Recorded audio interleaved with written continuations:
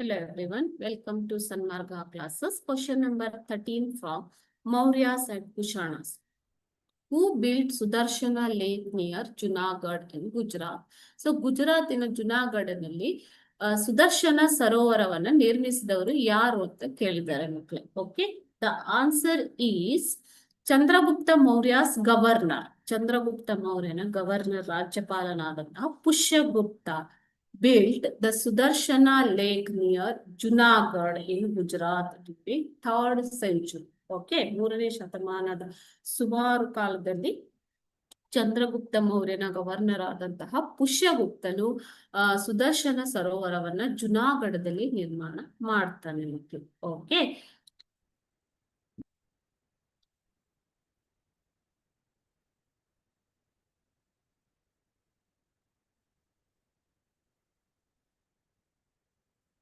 it was constructed for the irrigation purposes by creating a dam across Palasini and Sundarika.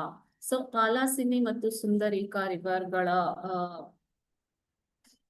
ರಿವರ್ಗಳ ಸುತ್ತಲೂ across dam ಅನ್ನ ನಿರ್ಮಾಣ ಮಾಡ್ಬಿಟ್ಟು ಇದನ್ನ irrigation ಅಂತಂದ್ರೆ ನೀರಾವರಿಯ ಸಲುವಾಗಿ ಬಳಸಿಕೊಳ್ತಾರೆ. ಓಕೆನಾ?